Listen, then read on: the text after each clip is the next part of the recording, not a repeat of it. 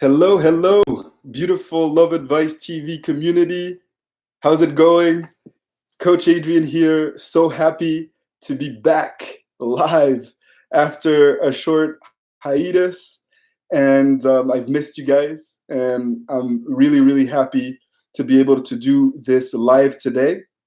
And the topic is going to be a little bit different. It's linked to when to move on, when to give up, and how to know if it's time to give up and to move on. So hello, everyone. Thank you to Zulema Williams and Jeremiah and Liz and Hamza and ASM Strikers and Loritas. It's always, and C, Breeze, it's always a pleasure to be able to do these lives. And I'm going to try to give some time at the end to answer some of your questions. So if you have questions for me, please save them. And at the end of my little video here, I'm going to try to save quite a few minutes so that we can go back and forth, and so that I can provide you with some tailored advice. So hello to everyone. Hello, Monica. Hello, Lena. Hello, Nicole. Hello, Cece. Thank you guys so much for all the love as always. So a little announcement. I don't know if you guys noticed that I was gone for a few weeks. Maybe you didn't, because Coach Nat and Coach Alex are amazing and they've held down the fort. But the reason why you guys haven't seen me live on Love Advice TV in a few weeks is because what I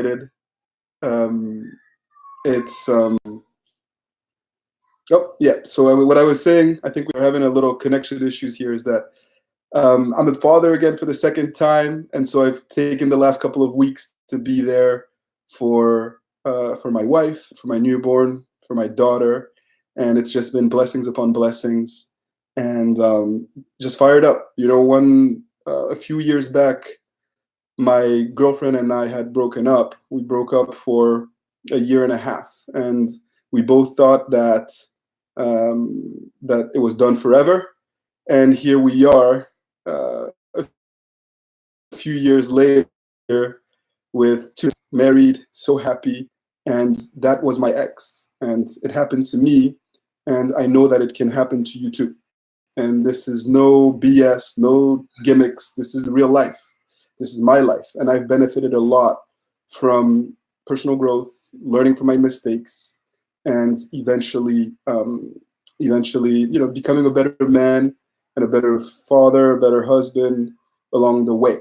And that's what fuels me to do these videos, and why I'm super excited to do this live today. So thank you for your kind words to all of you in the chat here. And that just fuels my fire more. More love to give you guys.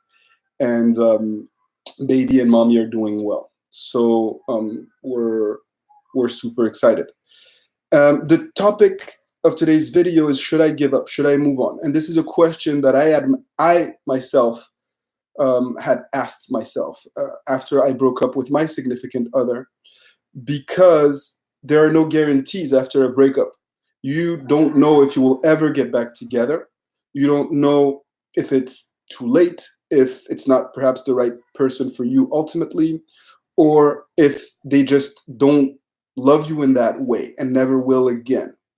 And since I came back to work here, and I've been doing a few sessions yesterday and the day before, a lot of my clients have asked me, should I give up? Should I move on? Because I was out of touch with them for a couple of weeks, and perhaps they lost control over the dynamic.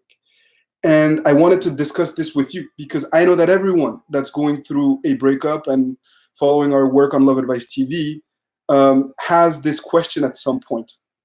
And the first piece of advice that I have, the first question that I ask to people is, have you truly changed?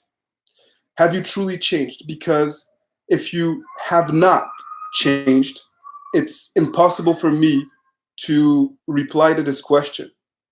You can't know if it's time to give up or if it's time to move on if you haven't approached this process the right way, if you haven't done the work, if you haven't gone through a true process of personal transformation. And many people tend to be in a negative bubble after a breakup, where you're only focused on everything that you're about to lose, and at the same time, you're anxious to make things right away. You're not giving yourself time to actually do the work. And so if you haven't truly changed, I can't tell you that it's time to move on. I can't tell you that it's time to give up, because you're not offering something new yet. And so your significant other can't basically believe that you can make them happy and that you guys can actually work. And so this is the first step, is to ensure that you have truly changed, which leads me to my second point, which is that you have to give it time. A lot of my success stories, most of my success stories, happen because people have truly put in work. It's not an easy process. It's not something that's easy and that comes to everybody, because some people expect an immediate quick fix. And most of my success stories will tell you that it's taken them longer than they would have hoped initially. I see people who are able to get back together after a few days or after a few weeks, but the majority of people come to me after they've done every mistake possible. They reach out to us after having done a lot of damage. In despair, they go on YouTube or they find our blog and they say, "Oh my God, I wish I had found your stuff months ago." And so if you have been making a lot of mistakes, it's not realistic to sometimes just, go into a couple of weeks of no contact and then expect your ex to all of a sudden, want to get back with you. It takes work and it takes time, and it takes longer than you usually want, because it's not an easy process. And we're in a society where people want quick fixes, quick results. And most of the things that are worth fighting for take time and effort, including the person that you want to be with. This is your relationship, right? You're trying to build a life with someone. You have to give it time before you decide that it's time to give up, or before that you decide that it's time to move on.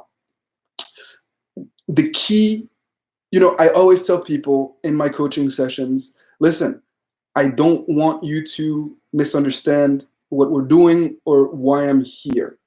The truth of the matter is that I don't do what I do to help two people get back together. That makes no sense. I do what I do to help people be happy in their relationship, to be happy in their lives. And a lot of times, being happy then enables you to inspire the one you love the right way, because you're not coming from a place of neediness, desperation.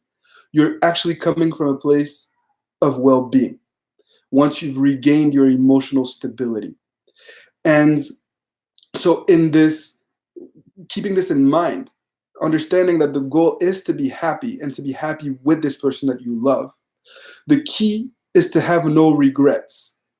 And a lot of times, this process is about ensuring that you do things the right way in order to maximize your chances of success, in order to have no regrets. So if you reach a point where you've given it time, you've truly changed, and you have no regrets, because you know that you've done everything that you could potentially do, then it's time to move on. Then it's time to let go. And it's not even hard, because you know that you've done what you had to do. You no longer feel guilty of hurting the one you love. You no longer feel guilty because of the mistakes that you've made after the breakup. You know that you fought the good fight. And moving on isn't difficult. And in most cases, the people that I coach come to me and tell me, "Hey, I've decided to let it go and I've decided to move on because I've done everything that I could and I'm in a good place now." And nothing makes me happier, because, again, I do what I do to help you be happy, not just to be with someone that perhaps isn't right for you. And the other thing that I wanted to bring to your attention is that it's also possible that you have to move on and to let go when you have outgrown your significant other. And this happens.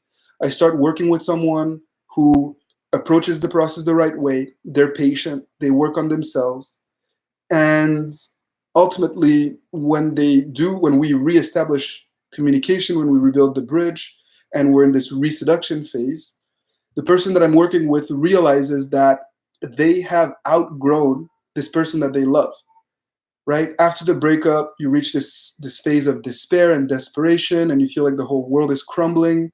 You have no purpose, and you pick yourself up and you start to put in the work, and you keep yourself accountable. And all of a sudden, you see things for what they are, and you're working on building virtues and on truly, not making the same mistakes that you've made in the past relationship.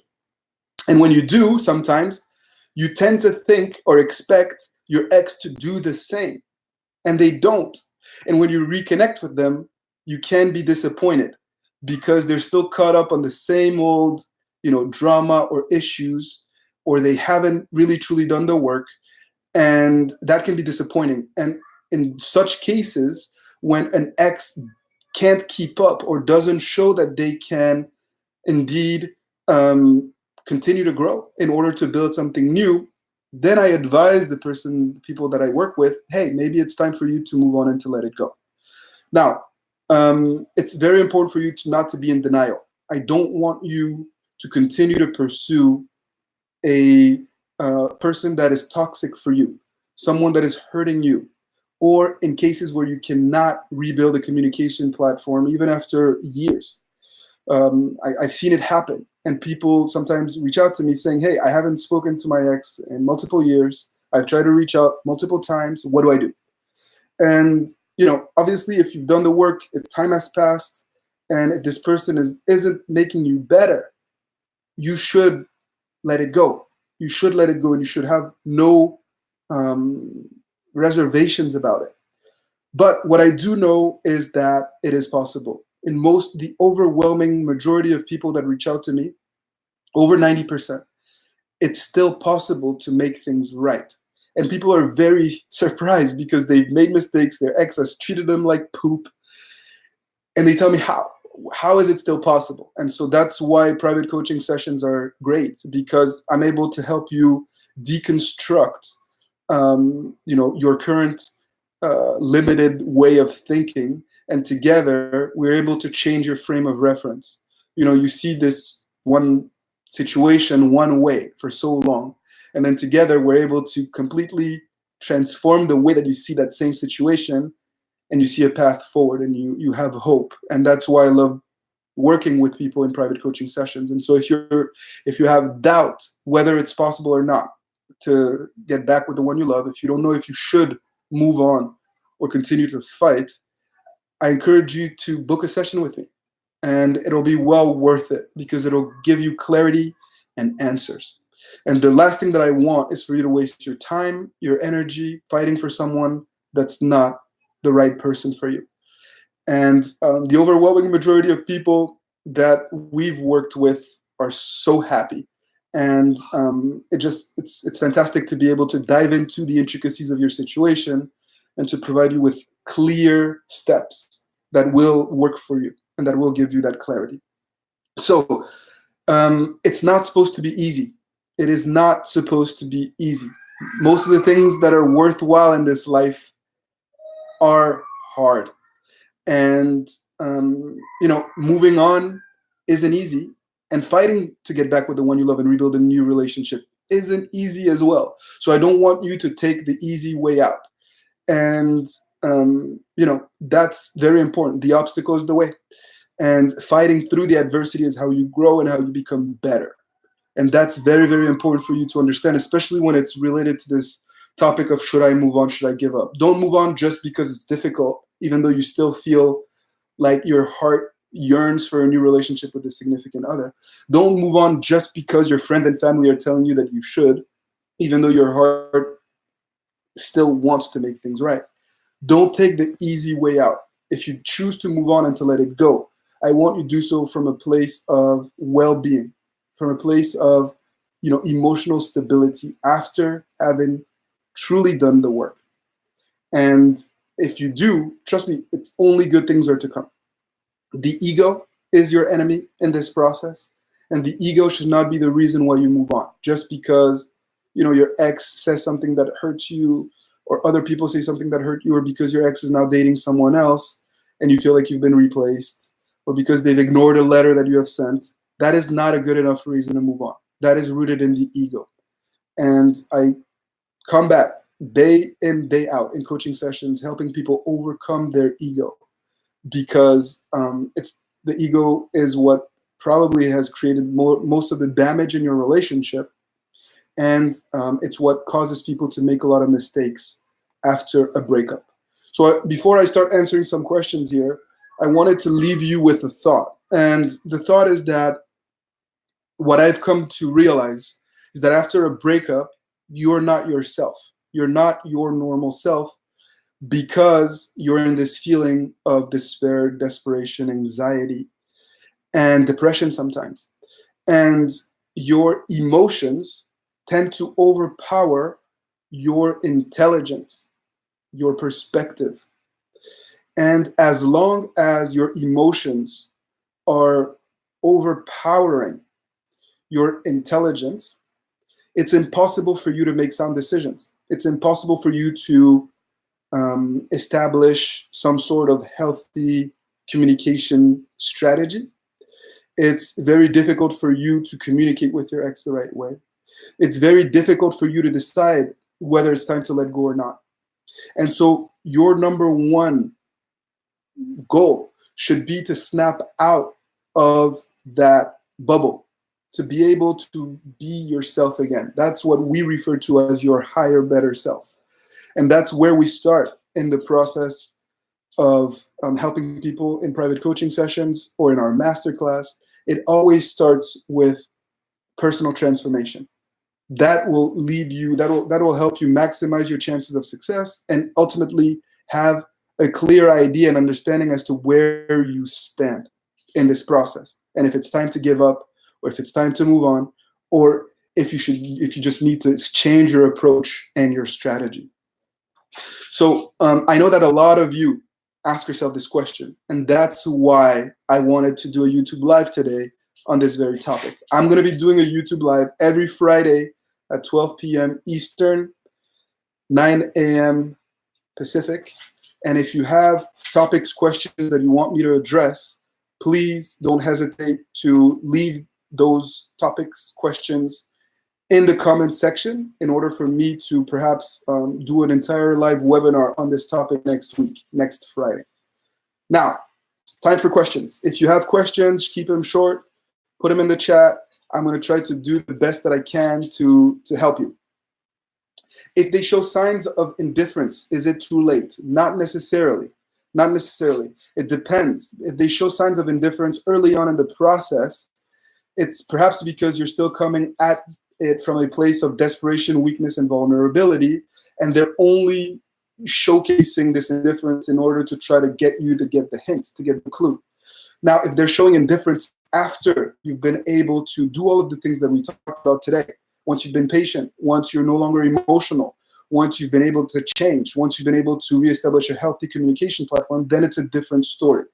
Obviously, each breakup recovery is unique, and I urge you to use your judgment in this process and not let your ego and your emotions make decisions for you.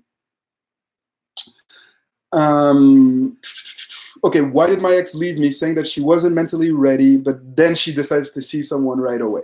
And that's a very good question related to when an ex is dating someone else, or when an ex quickly jumps into a new relationship. And so there can be many factors, but a lot of times people don't know how to be alone. They don't know how to be single. And so they understand and realize that something is wrong in this relationship, and they're unhappy and they need to pull away. But then it's scary for them too. It's painful for them too. And so they jump into another relationship in order to soften the blow. That's one case that I've seen. In other cases, people just jump into another relationship because they felt neglected, because they felt that they were not being valued in this relationship. So when someone else comes along and gives them a little bit of attention or speaks their love language, they feel like this is it. This is it. This is what I've been looking for. And they jump into another relationship, and most of the time it's a mistake. It's a rebound. They do it without having truly healed or changed. Do you do no contact if you cheat? It depends. Once again, doing no contact if you have cheated can backfire big time. And no contact, for those of you who don't know, it's when you decide in advance for X number of days or weeks, I will not communicate with my significant other, my ex, no matter what happens, because we both need space from each other. And ignoring someone that you've cheated on can be a big no-no, because trust is broken. You've made them feel undervalued, underappreciated. There's a lack of trust. And then if you come and ignore them again, it can really do a lot of damage, and you can see the worst of them come out after something like that. So if you've cheated, sometimes it's necessary to take a step back, especially when your significant other needs space and they're not ready to talk. But I would highly recommend that you go radio silence route versus the no contact. And if you have questions about the radio silence, you can find an entire radio silence seminar on our website under the products tab at withmyexagain.com. Someone is asking me about my Instagram handle. So I know that Natalie has a lot of fun with that on her Instagram, talking about how I'm not on Instagram, and she gives me a really hard time. The truth is, I'm not on Instagram yet. Natalie and I are on the cusp of starting a new project with Coach Alex called Happily Committed. We're in the pre-launch phase right now, but we already created a YouTube channel, Happily Committed YouTube and Happily Committed Instagram. So I'm going to be on Instagram on Happily Committed answering comments, and you'll see posts from me from time to time, but don't hold your breath. It will be mainly Coach Natalie handling that because I'm not very social media savvy, to be quite honest.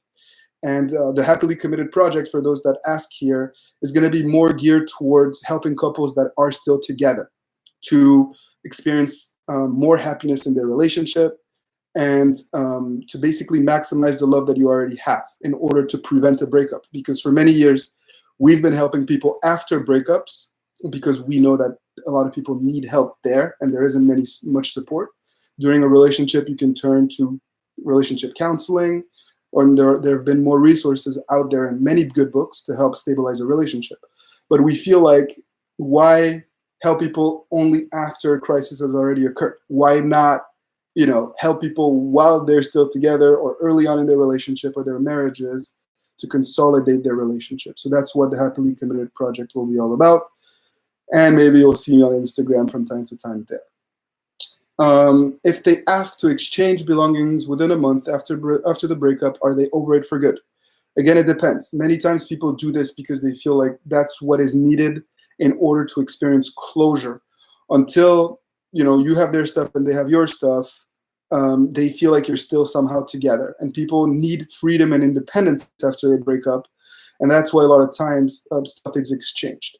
Sometimes people exchange things to try to get a reaction, to try to see you, to reconnect with you. It can also be an opportunity. It's not necessarily time to give up or to move on just because an ex says that they want their things back. I've helped so many people get back together even after things were exchanged. Let me see. Do we have any videos on how to write or examples of an accountability letter? We have so many videos, Amanda, on the handwritten letter on our YouTube channel. I encourage you to check it out. So many letters. We also have an affordable audio seminar on the perfect letter that I did, that I would recommend. I think it's $20, I believe. And with that audio seminar comes sample letters. I know Coach Alex has already also written an ebook that has sample letters in it. And if you go through our masterclass, you're going to have a tailored letter based on your specific relationship. So we have a letter for short-term relationships, long-term relationships. If your ex is with someone else, if you are going through a divorce, if you have children together, if you work together, if you're coming out of a long-term relationship. So what we did was we took multiple letters that have successfully worked for clients over the years, centered around these different topics. and that have been tried and tested and that have worked. And we've put them together in a perfect template based on different situations. And so if you're interested in that, you can check that out under the Masterclass tab on our website. What if it's a mutual breakup? How to get back? LV, thanks for the question. Too vague. Mutual breakups usually can be good because it means that there at least was some balance and that you weren't so consumed. Usually when I see mutual breakups, there are less mistakes associated with that. But it depends how long you guys were together, what the main issues were, what has happened since the breakup. LV, yeah, I highly encourage that you book a session with me, and we can kind of put a tailored plan just for you. We live together. My ex is asking to work towards moving into separate homes, even though we're getting along, building a new connection, and not seeing other people. Any advice? So this is Drip Kid from New York. The worst thing that you can do is to try to get in the way of what your ex wants after a breakup. If your significant other says that they want to move in separate homes, even if you feel like you have a good dynamic going on, even if you feel like you've made progress, even if you're afraid to see them go, it's important that you give them what they want there. Again, I've helped people get back together after moving out, even if you sign a lease and all that good stuff. You have to take a long-term approach. And the odds are that if you try to change her mind or his mind and prevent them from moving on or moving out, you're going to come off as desperate, clingy, needy. You're going to be putting them on a pedestal, and they're going to want to run away even more. So,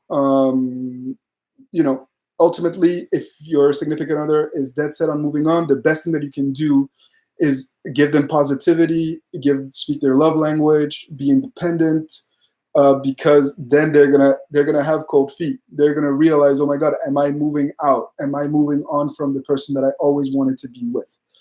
As always, I think that that it's very important for you to not let your fears and your insecurities get the best of you, and that you approach your breakup process from a place of well-being and happiness. Let's see. I'm going to take a few more questions. Then I have a coaching session in a few minutes. So it's not that I don't want to be with you guys. I love this. I wish I could do this all day, but I owe my time to the people that have booked a session. So this is going fast. My ex said that he feels in his heart that I'm not the one for him. What should I do? Candy XX. So I'm sorry to hear that. I'm sure it's very painful to hear. But the truth of the matter is that your ex is in a bubble too. And until they have actually lost you, until they've experienced what life is like without you, it's difficult for them to truly listen to their heart. And what I've seen over the years is that, the head says one thing, the heart says another. So it may be the head that he's listening to at the moment, the head telling him, hey, I'm not happy in this dynamic. I feel suffocated or I feel neglected, and I need space. I need to get away from this because this person cannot make me happy. Usually this is the voice that they're listening to. And if that's the case, you need to give him space again. Ultimately, you don't want to be with someone who doesn't want to be with you. No one wants to be in a one-sided relationship. No one wants to be with someone who makes them feel undervalued and underappreciated. And so if his heart truly is telling him or telling her that you're not the right person for them, take a step back. You need to have dignity and self-respect, and you need to become the best version of yourself again, first and foremost. Once you do that, let's see what their heart says. And in a lot of cases, their heart will speak a very different tune or sing a different tune when you are the best version of yourself, when you become that person that they fell for at the beginning of the relationship. But yes, having self-respect, having dignity, and rebuilding your confidence is the best way for you to address this situation. So thank you, Christina. I love your team and your videos. Gotten you through hard times. Christina Martinez, thank you so much. You fuel our fire. You have no idea how much we love you guys. Even if we have never met or spoken to you guys, You're the reason why we do what we do, and I can't thank you enough. There are a lot of questions still going on. I have to unfortunately get ready for my coaching session in just a few minutes here.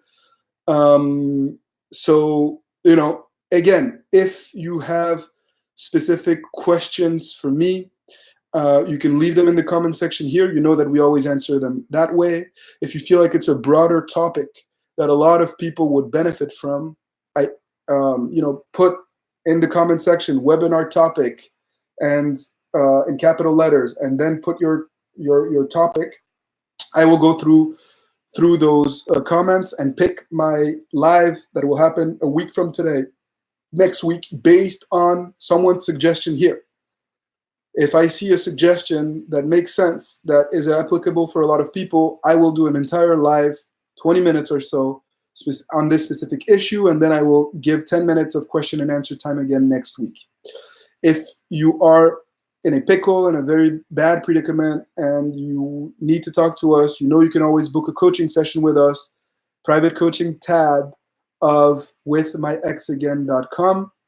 I know that my colleagues Alex and Natalie will be doing lives next week as well. We're trying to set a regular schedule. Alex does them usually on Mondays at noon, Natalie on Wednesdays at noon, and I will be doing lives every Friday at noon based on the questions that I will see in the comment section below. So again, thank you for tuning in. Thank you for the love and the support. If you heard noises in the background, it's because I'm working from home today to stay close to the family. So I'm sorry about that. I hope that that you were able to gain a few nuggets from this live, and I can't wait to see how everything's progressed for you guys. And until next week, if not before, take good care and keep fighting the good fight. All right, bye-bye, my friends.